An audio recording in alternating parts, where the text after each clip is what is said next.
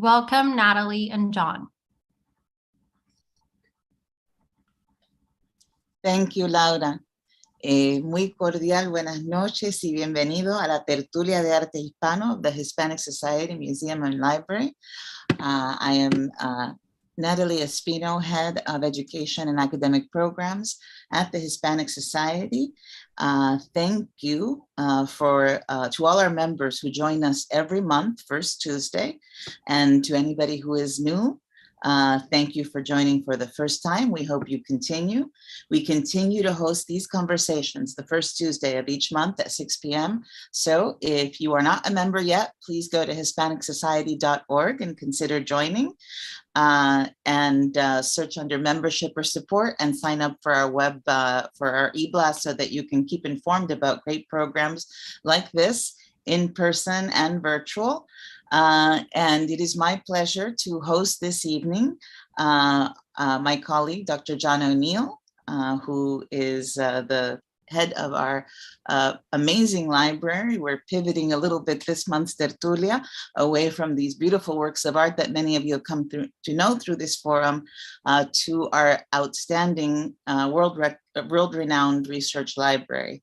Dr. John O'Neill received his doctorate in Hispanic philology from University of Wisconsin-Madison in 1997. He was appointed curator of manuscripts and rare books of the Hispanic Society in 1996. From 1993 to 1995, he taught at Colby College in Maine. His research interests focused mainly on paleography, lexicography, and text editing. From 2001 to 2012, he taught at the Graduate Center at the City University of New York. He has published several transcriptions of medieval Spanish texts. His recent publications have focused on Archer Milton Huntington and the formation of the library collections at the Hispanic Society. From 1999, he has served as director of the Hispanic Seminary of Medieval Studies, publishing house specializing in the publications related to medieval and early modern Spain. He serves on the editorial board of Colonial Latin American Review and on the advisory board of the Journal of Medieval Iberian Studies. So with you, con ustedes, Dr. John O'Neill. Thank you very much, Natalie and Laura for doing all the hard work and setting all this up. As Natalie's pointed out, it's a bit of a change for us to not talk about art. We're going to talk about Antonio de Nebrija, give a brief outline of who he was, his life, the works that he wrote, and hopefully his importance to the study of the Spanish language, at least. The reason why we're dealing with Antonio de Nebrija today is that, as you might know, today, 2022 is the 500th anniversary of the death of Antonio de Nebrija, and it was designated, this year was designated by the Spanish government as acontecimiento de excepcional interés público. So hopefully my tertulia can also be considered somewhat in the same vein, although sadly I don't think it will be. Anyway, to start, so Antonio Nebrija, you can see his birth and death dates, and basically he's known best as a humanist, grammarian, and lexicographer.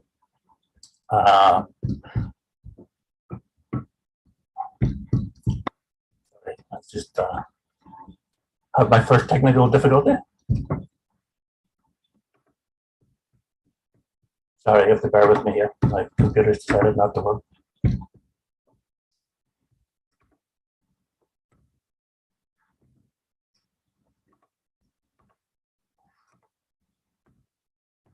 Sorry, it's gone completely wrong already.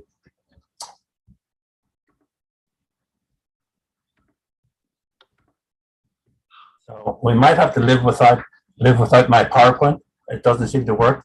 Can I just take 5 minutes out, Natalie, to see if I can, or Laura, can see if I can sort it out? Yes, or I think that Laura had said one of us could share the screen. Yeah, can you share it then? Can you share it? Because it's my computer has stopped working.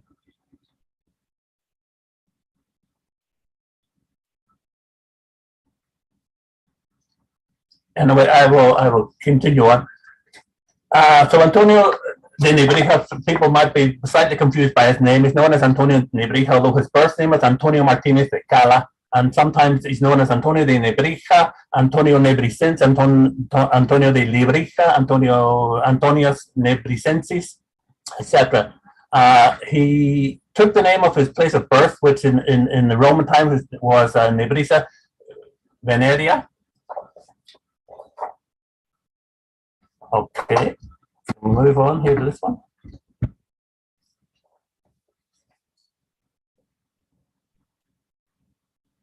So Nebrija, Nebrija in the modern name for Nebrija is Nebrija. It's a town, it's a small town midway between Cadiz and Seville, but it was considered important enough to be included in Bruin and Hohenberg's Atlas of the Civitates Orbis Terrarum. If we can we move on the slide?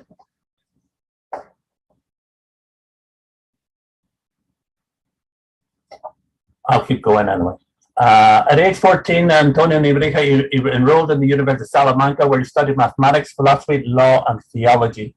And at the age of 19 in 1463, he went on to study theology at the Royal College of Spain in Bologna. It's known as the Real Colegio Mayor de San Clemente de los Españoles, and it was founded in the 14th century by Cardinal Gil Álvarez Carrillo de Albornoz. This was obviously a major influence on Antonio de Nebrija. He went on to become very much influenced by the Italian humanists, and his education basically, when he was there, consisted in studying the arts, philosophy, history, literature, and the related disciplines. When he came back, from Bologna, that he took the Latinate form of his name, Antonio de Nebrija, having been especially influenced by the Italian humanists, and in particular Lorenzo Baia. In 1470, he returned to Spain. We might get there yet and see. Oh, okay, there we go. Can we have the next slide so we just see the man himself? There he is. Thank you very much. Okay, no, we'll stop there. Okay. So just that's a good portrait of him. It's very none of his early books were illustrated by portraits. This one is taken from 1544, I think 1544 Antwerp edition of both parts of the dictionaries, which we'll talk about later. In 1470, he returned and worked for the Archbishop of Seville, Alfonso de Fonseca, as a teacher. In 1473, he obtained the post of instructor in grammar and rhetoric at the University of Salamanca. And in 1476, he was appointed first chair of grammar. In 1488, he published what was the first of his important works in philology, the Introductiones Latinae, which quickly became an absolute bestseller. It was republished about 100 times in various formats and various editions in various countries in Nebrija's lifetime. So that's an incredible amount of editions to be done in anyone's lifetime. Basically, it was a grammar of the Latin language based very much on the work of the Latin grammarian Quintilian, who actually was of Spanish birth. The first printing was about 1,000 copies, and it quickly sold out.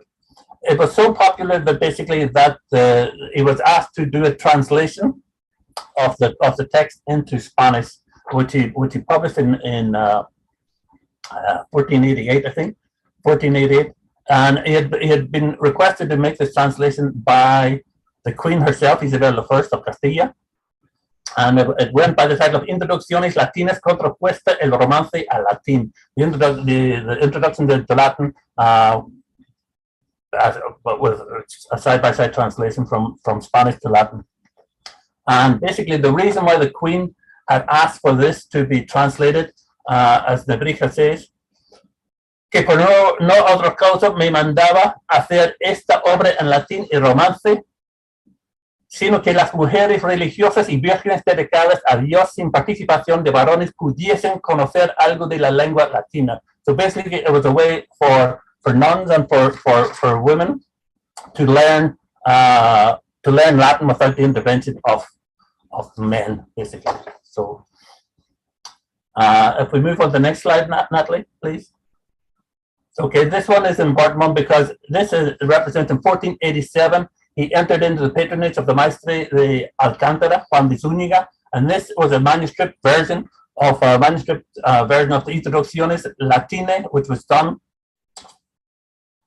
basically as a presentation copy to Juan de Zúñiga. So this depicts Nebrija sitting up almost a throne-like, teaching his class of his grammar class in the University of Salamanca.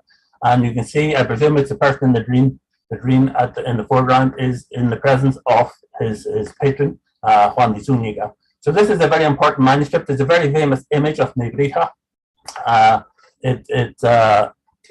It's one of the few manuscripts, contemporary manuscripts of his works. And this image is very well known. It's very important. In fact, it was used as the cover image when the New York Public Library hosted an exhibition of Tesoros Bibliográficos, bibliographic treasures of Spain, which was held in the New York Public Library, I think in 1985. So this was used as a cover image. So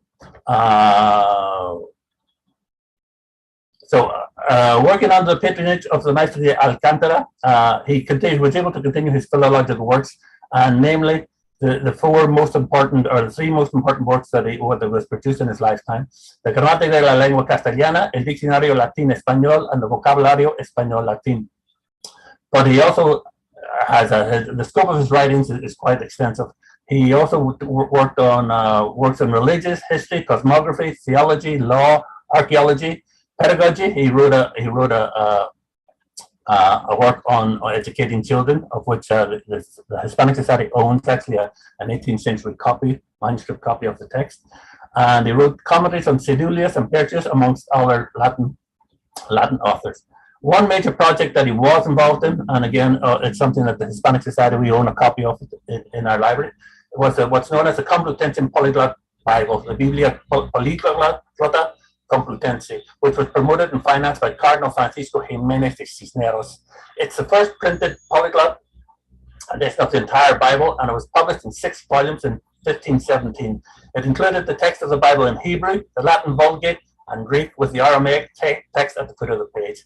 Antonio de Nebrija was specifically called to the team in order to take care of the Latin edition. But unfortunately for Nebrija, he was too rigorous in applying the precepts that he learned as a grammar, and he set about to update, as it were, the translation, the St. Jerome translation of the Vulgate, and insisted basically on amending some of his work, which you can imagine did not go down too well with the Inquisition or with the papacy, and therefore he was either removed or asked to leave the team. So although the dictionary was published, or the Bible was published in six volumes in 1517, it did not include much of the work that Antonio Nebrija did actually do on it. So after the success of his Latin textbook, and probably inspired by the translation he had to do in the Spanish of his Latin textbook, he focused more on the Castilian language rather than the classical language. Although he considered Latin to be superior to other languages and held the belief that the closer a language was to Latin, the more perfect it would be, he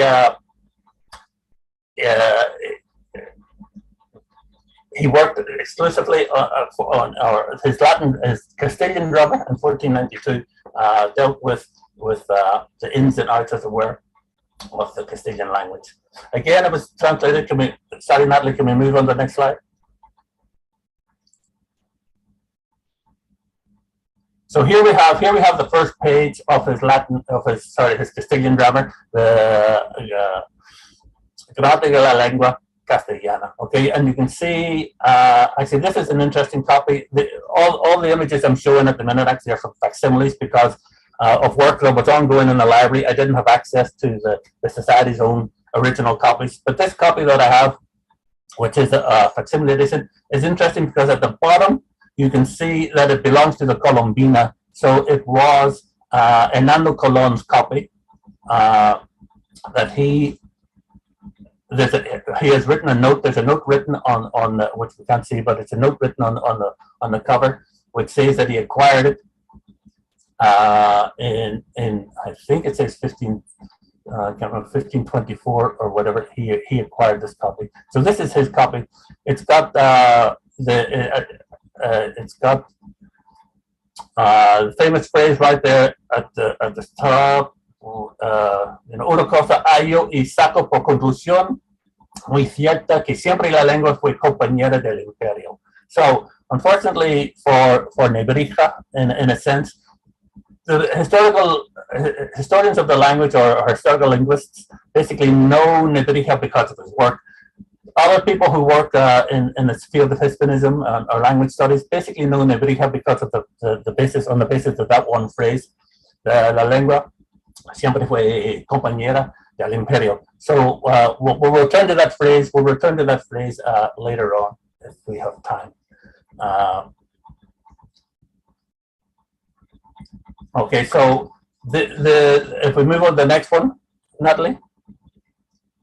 So he based his grammar. The grammar is based basically on his the structure of his Latin textbook, his Latin Introducciones Latini, his Latin grammar, but it has very modern elements to it. It's often considered, although people will argue with it, that it's the first text.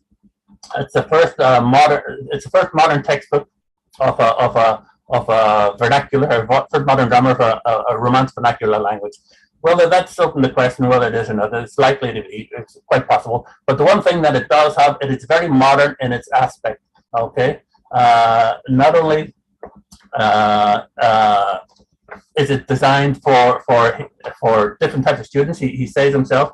He states that the book is intended for 3 types of students: those who want to have a better understanding of their own language, i.e. Castilian; those who want to come to an understanding of Latin through Castilian. And for the third one, is actually designed for people like me, non-native speakers who want to learn Spanish. And this occupies the fifth book of his gramática, which is entitled De las Introducciones de la Lengua Castellana para los que de extraña lengua querrán depender. So an introduction to the Castilian language for those who speak a different language. So although it's, as I said, it's based very much on its Latin structure, you can see here that it has a typical thing we find in any textbook. This, what we're looking at, are the verb conjugations. The verb conjugations. You can see that amo, amas, ama, amamos, amais, aman, leo, lees, lee, leemos, like whatever, like any other modern textbook. Although, if we go to the next one, Natalie, please. You can see it gets a bit too carried away in the structure, imposing the structure of the Latin grammar on it. These are noun declensions, but really it's not really necessary in Castilian. In Spanish, you say primero caso, número, tierra, segunda de la tierra, tercera, etc. Even including the vocative, o tierra. So he did get a bit slightly too influenced, as it were, by the Latin grammars. So okay, so we can cut the screen for a minute if you want, Natalie. Okay, so in 1492, which was the year in which he published the grammar, he also published what's known as its official title is the Lexicon ex Sermone Latino in Hispaniensium, which is shortened to the Diccionario Latino Español, a Latin-Spanish dictionary. It's not the first Latin-Spanish dictionary. Alfonso de Palencia, who published his in 1490, published the Vocabulario Universal en Latín y Romance. The difference between the two basically is that Palencia's is more of a encyclopedic dictionary rather than a straight word-for-word dictionary. In 1495, he published the companion volume, the Vocabulario Español-Latín. Its actual title is Dictionarium Hispanorum in Latinum Sermonum Translatio, but it's known as the Vocabulario Español-Latín. Just what my former colleague at the Hispanic Society was Gerald McDonald, who actually passed away last month. He also worked very much on Nebrija, and he was the one who said that says that in his words, Nebrija was the first to compile systematically a dictionary of the Spanish language. While it was very systematic, we're not quite sure what his criteria, the criteria Nebrija used in compiling these dictionaries. We're not quite sure what it was. For example, certain common words are omitted. For example, the only one that comes to mind at the minute is ropa, for clothing, is nowhere to be found in the dictionary. But it also includes words for which it cannot offer a Castilian equivalent. So, for example, it has for the word hippopotamus in the Castilian Latin dictionary, it has a hippopotamus, but all they can put down is equus. The meaning of it puts equus fluviatilis, a water horse, basically. However, a few years later, it does attempt a definition of the word hippopotamus. He calls it a caballo de río pescado. So he thinks it's a fish, basically, is what he's saying. In other instances, in the dictionary coins terms, for example, his term for the Roman triumvirate of Caesar, Pompey, and Crassus, or Augustus, Mark Antony, and the other guy, what's his name, Lepidus. To translate the phrase triunviratos, he says tres baronado dignidad. Baronado is the only occurrence of the word in all of the Spanish language. It's what's called, it's known as a hapax legomenon, a one-time occurrence. And so it's a bit, so again, it comes down to, we're not quite sure what criteria he used in compiling his dictionary. Obviously, the more obvious Latin calc or loan translation of triumviratus were with triumvirato, no? Which is the word that we use nowadays, and in fact, which was used as early as 1535, I think it is. 1535, yeah. So the dictionaries themselves they also contain a lot of, because he was basically a classicist, they contain a lot of references to classical figures, mythological figures. But at the same time, Nebrija, as I said, Palencia's work was similar to that, and Nebrija seems a bit is conscious of being brief, and he does say being concise in his definitions. So he does say, and he probably had Palencia's work in mind when he said this, because Palencia's work is 2 huge volumes. So Nebrija says in his introduction to the Diccionario Latino Hispano, he says, las palabras se han de pesar y no contar. Basically, he's saying brevity is the soul of wit, or words should be meaningful, not plentiful.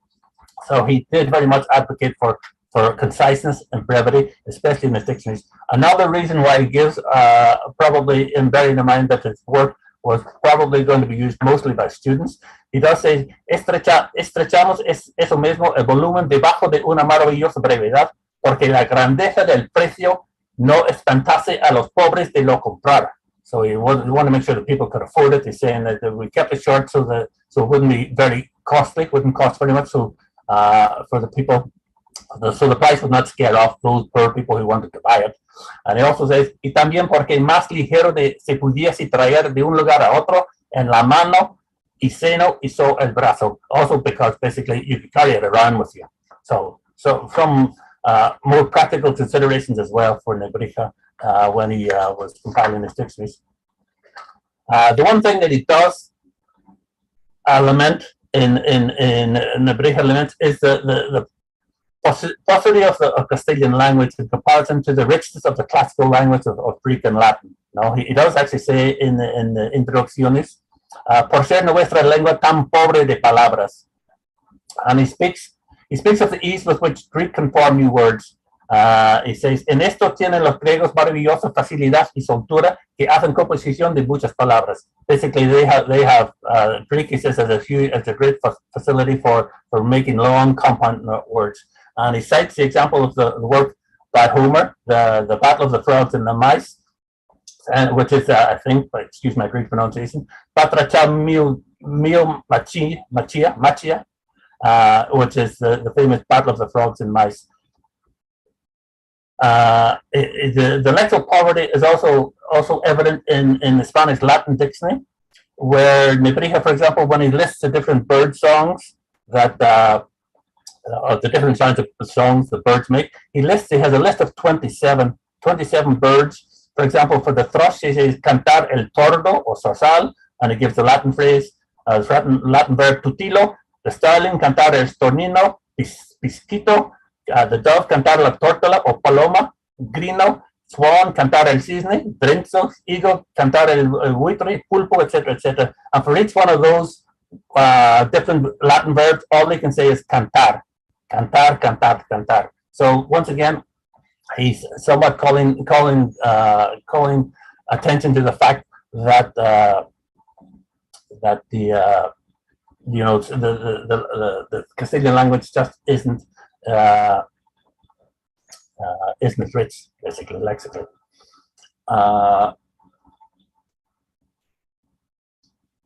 So once again, this might give the idea that Nebrija was too much of a classicist, that he was not open to new innovations, new words. But we'll see one example at least coming up. If Natalie can show the next slide, please.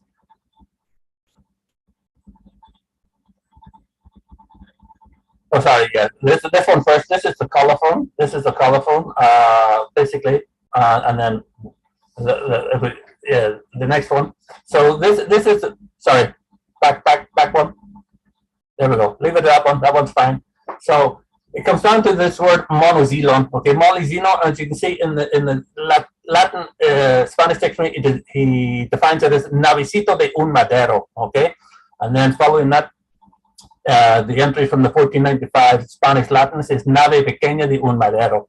So basically, the reason why I bring this up is because if we look at the next slide, we can see that he also defines it as canoa, nave de un madero. So basically, he was aware of the writings of Christopher Columbus when Columbus returned. Canoa, as far as I know, I think it is the first indigenous word to appear in print in the Spanish language. This is not the first occurrence. Columbus himself mentions it in the Carta. The Carta de Columbus was published in Barcelona in 1493. Columbus says, hay muchos canoas a manera de fustes de remo. No son tan anchas porque son de un solo madero, okay? So he says there's a lot of canoes which are like rowing boats. They're not that wide because they're made of one piece of wood. So once again, it shows basically, I think, that Nebrija was did take advantage. I mean, was aware of new innovations, and did take when the move used, when the right word appeared, he was more than happy to use it. In this sense, in this case, basically, he decided this was the word, the best translation for the Latin term, monoxylon. Okay, I think we can cut the slides again, Natalie, I think. Okay, thanks. So the dictation of Nebrija evolved over time with the introduction of new words and meanings. Okay, so one thing that is interesting as well, because basically Nebrija's dictionary never really went out of print, and so you can the word canoa is one example of a first appearance in his dictionary of a brand new word, but you can trace if the evolution of meanings, for example. So an interesting project for anybody who wants to do it, maybe it's been done already, would trace the changing definition of the word indio throughout the dictionaries of Nebrija. Okay, obviously in the first dictionary that appears in, it just means a person from India, because as yet news of Columbus's journeys has not yet reached the peninsula. So the dictionaries became very popular. They were reprinted, they were expanded upon, re-edited, etc. And even though they were initially issued as separate volumes, from about 1498 onwards, they began to appear in as two parts in a single volume. So nearly 30 editions were published in Spain up to 1595, with 4 more in Antwerp. And there were, Nebrija sort of became, sort of like, I was thinking like the Webster Dictionary, you know, it's called the Webster Dictionary, even though by now Webster has little to do with it.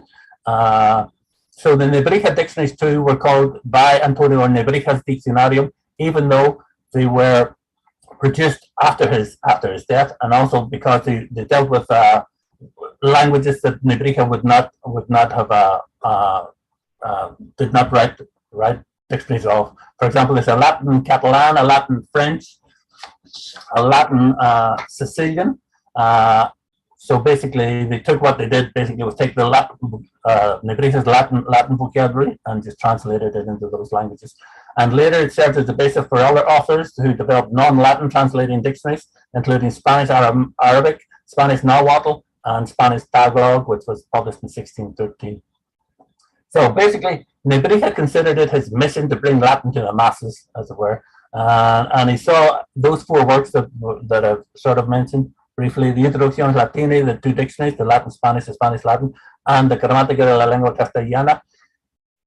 He considered those as a unit, that they all to further for basically the learning primarily of the Latin language, and second, as a secondary feature, the better knowledge of the Castilian language.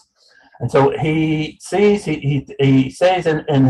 one of the introduction to the Spanish Latin dictionary, he writes: "Así yo, para desarraigar la barbarie de los hombres de nuestra nación, no comencé por otra parte, sino por el estudio de Salamanca, el cual, como una fortaleza tomado por combate, no dudaba yo que todos los otros pueblos de España venían a semi-rendir." So basically what he's saying is that basically the University of Salamanca is a bastion of ignorance, more or less, that their Latin isn't that good, and therefore I am going to, as someone laying siege to a town, I'm going to lay siege to it, conquer the ignorance or the lack of knowledge of Latin in Salamanca. And once that is done, other Spanish towns will do the same, and as I say, will come to surrender to me. So,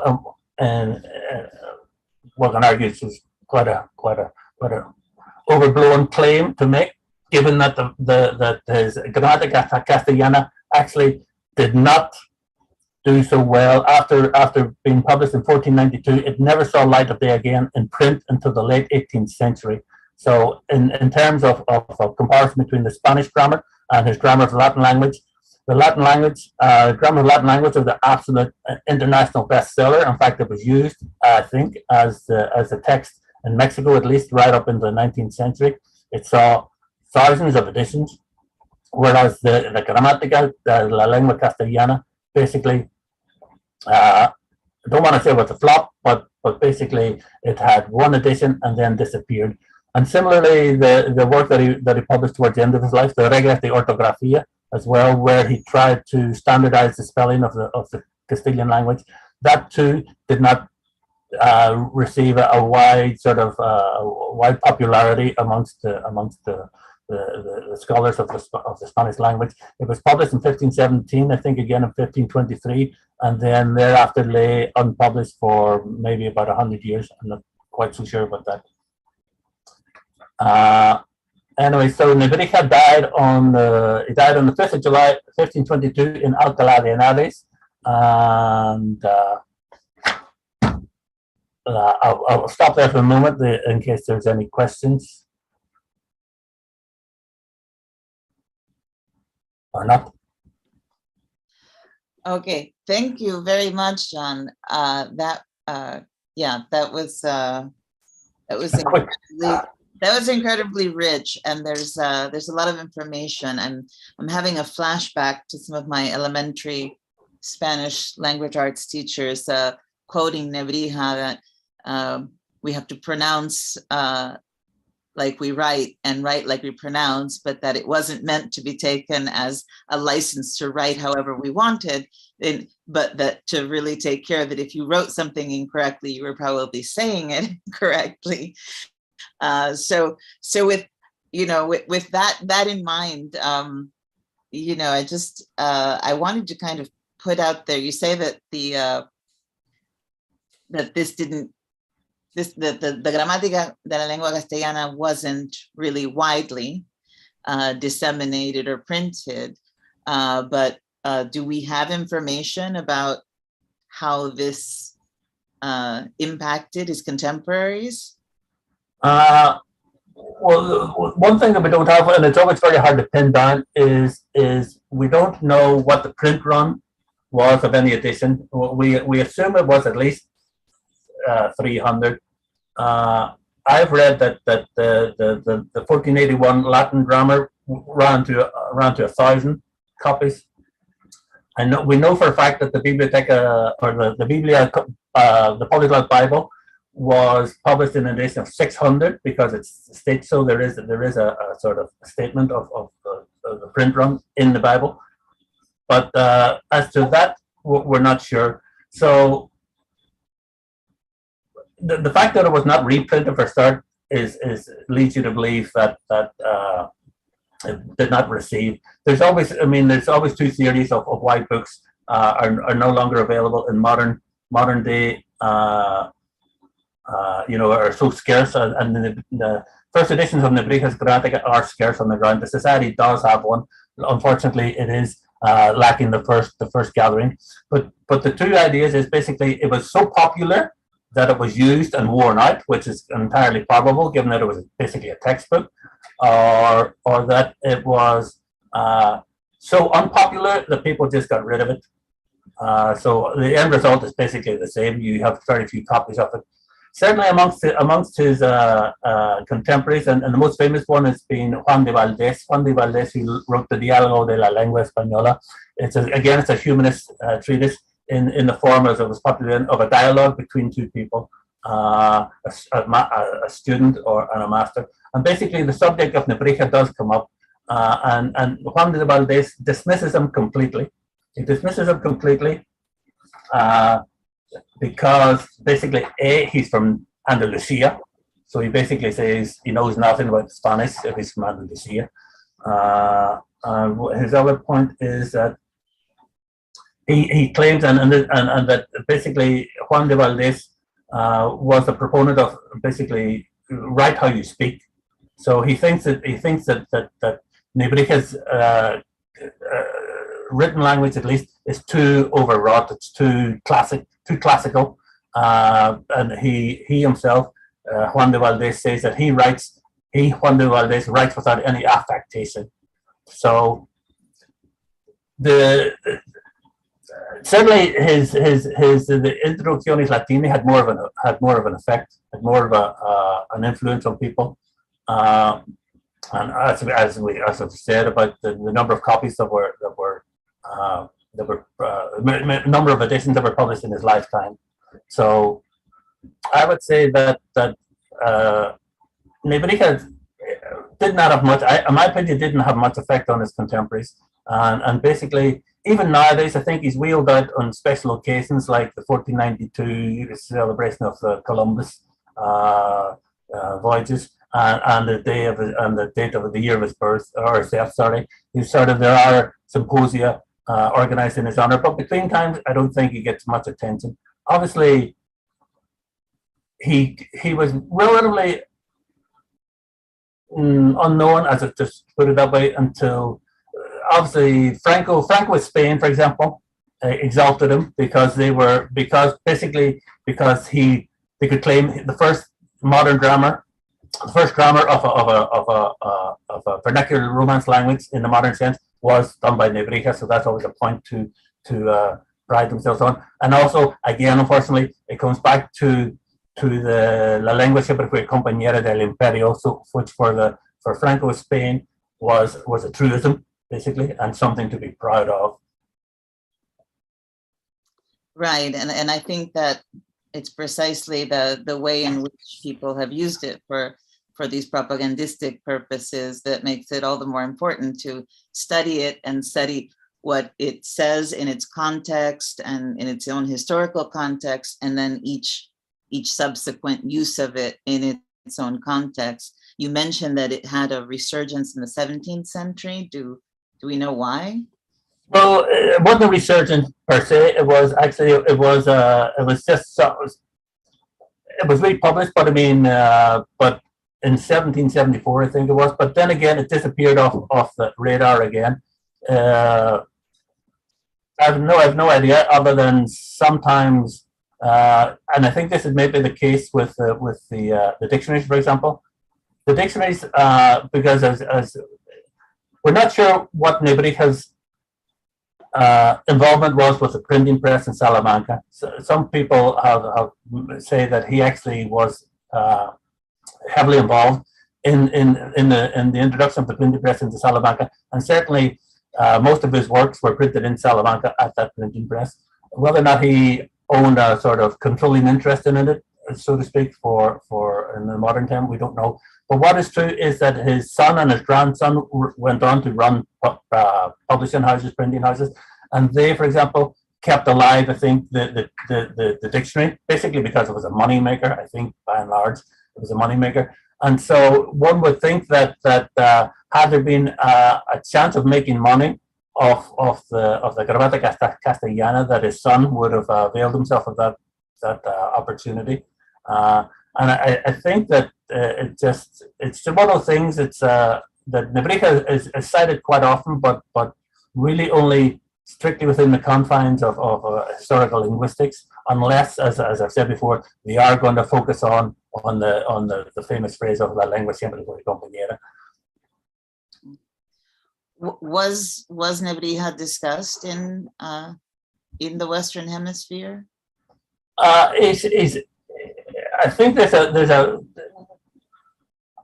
I have to confess that I really didn't go much beyond my own studies. I didn't go much beyond the death of Nebrija in 1522. But there are oblique references to him. I mean, I think it's in a play of Lope de Vega that he mentions that if you want to learn Spanish grammar, you should study Nebrija.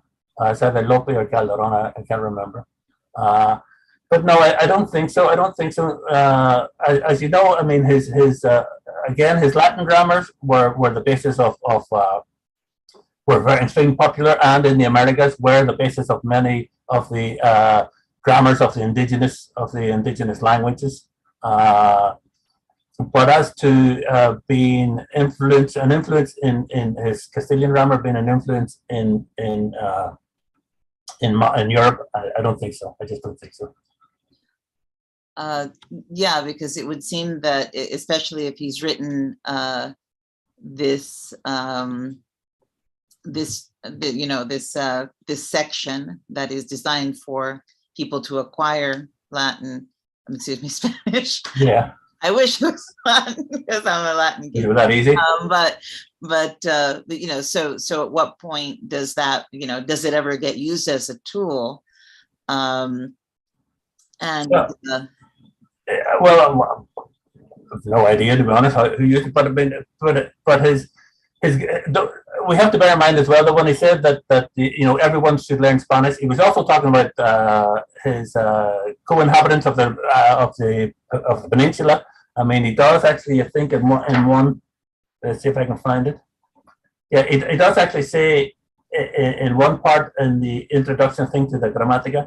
He says, y cierto así es que no solamente los enemigos de nuestra fe que tienen la necesidad de saber el lenguaje castellano, más los vizcaínos, navarros, franceses, italianos y todos los que tienen algún trato y conversación en España y necesidad de nuestra lengua. Si no vienen desde niños a la de aprender por uso, podrán la más aína saber por esta mi obra. So basically saying that as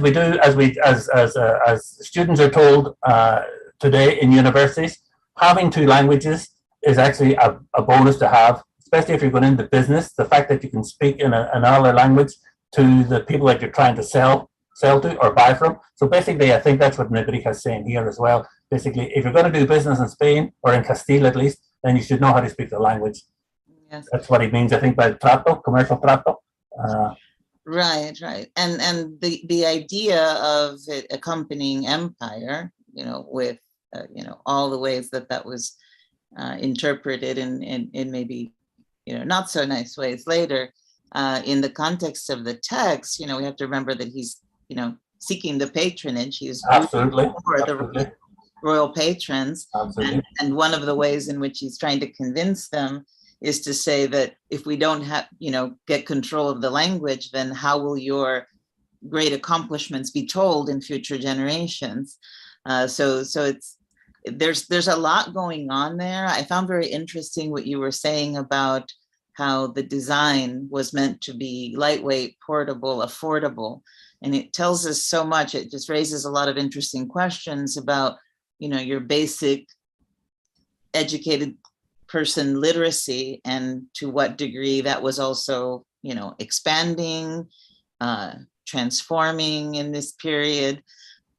So we get a lot more than just, yes, that very rigid classicist ideal, but you get interesting social history bits as well.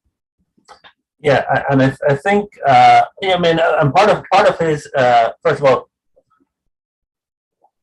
self-promotion, because even in 2 of the 3 citations that I've given, he's saying basically read this book, your life will change forever. And also the pandering, as you pointed out, to the Queen, because nothing got done in those days unless you had an important patron, and Nebrija was fortunate to have a series of patrons who did support his works.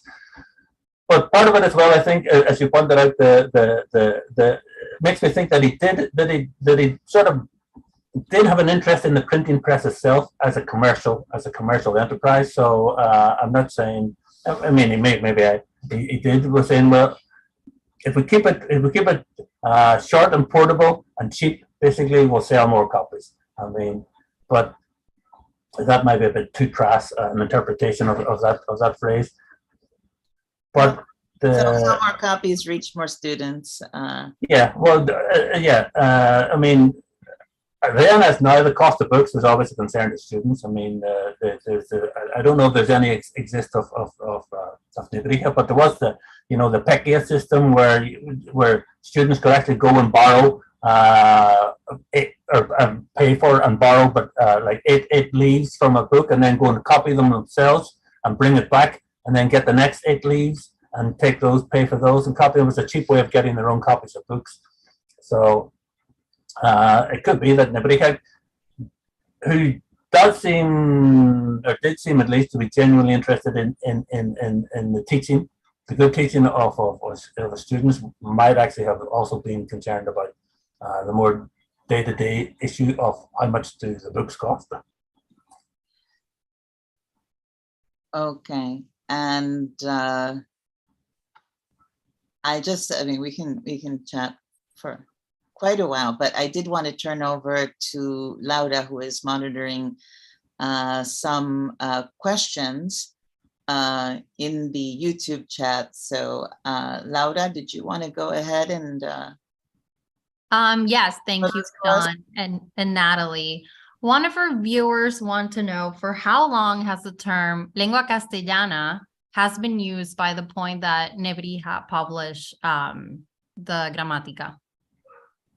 I don't actually know when it started, but it certainly was. There was a clear differentiation between Castellana and Aragonés, etc., etc.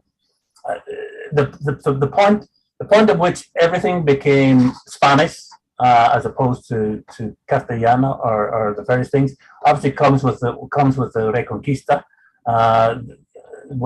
which basically was achieved in almost completed in 1492. So basically, it's the evolution of the term Castellano into Spanish is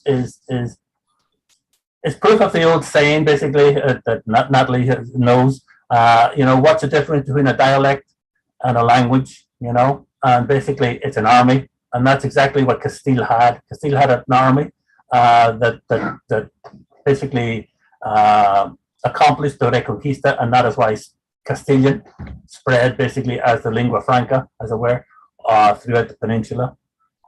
I can't think when. I don't know exactly when the first use of the term Castellano began, but it's certainly in the 15th and early 16th century that the Castellano became Spanish in the sense that it referred to all the languages, more or less, spoken in the peninsula.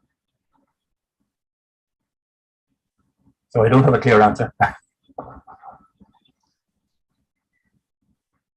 Okay, Laura, do we have any other questions? I mean, I think that you mentioned John the Reconquista, and I always thought it was curious that you don't really see much mention of the Arabic language, and a lot of the bits that are, you know, commonly quoted, cited from Nebrija. You know, is there that you know, the contact with the Jewish and Muslim parts of Iberia, you know, reconquest, political conquest aside, the culture is there. And so to what degree is he engaging that? Well, with Arabic, I'm not sure. I mean, Arabic is strange in the sense that even though the Arabs were in Spain for about 700 years, I mean, the traces of their language are just to be found in the lexical items, you know, basically not all the words, but a lot of the words begin with al, you know, algodón, etc., etc.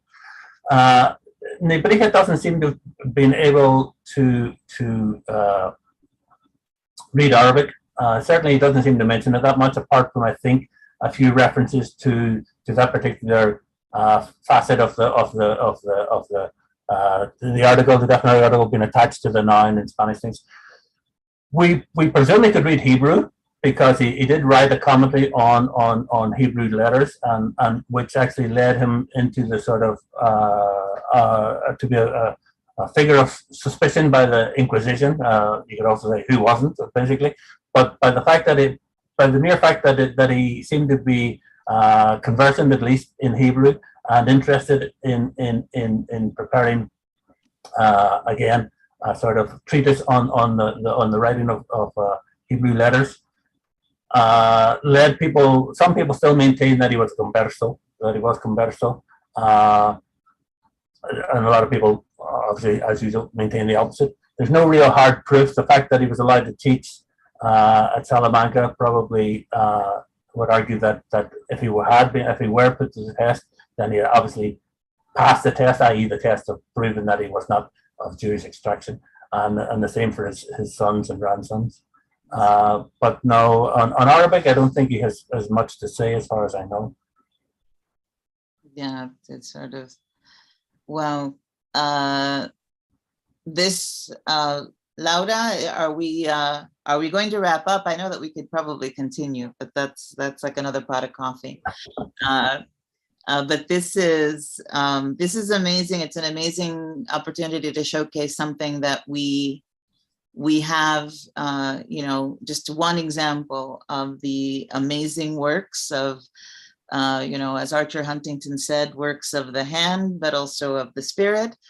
So that's what our library represents. And we look forward to the reopening of that reading room where Dr. O'Neill and that team of colleagues can host scholars doing research on works like this one, maybe get some answers to some of the questions we couldn't address tonight. But that's the next research opportunity. I'd like to thank again Dr. John O'Neill, my colleague Laura Rivera Ayala, who has been running the tech for us. Thank you, Laura. I hope that this, you know, those of you who are joining for the first time will return. Our next Tertulia, Tuesday, December 6th, is Dr. Patrick Lenigan, head curator of prints, photographs, and sculpture. He's going to be speaking about 2 of our recent exhibitions in Spain, featuring photographs from our collection by Ruth Matilda Anderson. So please tune in. You can, you know, rewatch this wonderful piece, as well as all of our other Tertulias de Arte Hispano on our YouTube channel. John, do you have anything else? No, I think your promotion of the library is important. I mean, we are hopeful of getting the reading room open again. And as I say, most of these and practically all of our works can be consulted in person in the reading room once we're open. And so that's the goal we're working to. So thank you very much. I will also say that in addition to our tertulias de Arte Hispano, in November and December, we will have the final 4 presentations for the museum's Artist Fellows. So those will be taking place virtually. So please look out on our website and social media for those programs. We may be physically closed, but we have a lot of great content happening, and we look forward, as always, to welcoming all of you in person to the museum in January, inshallah. Thank you very much. Okay.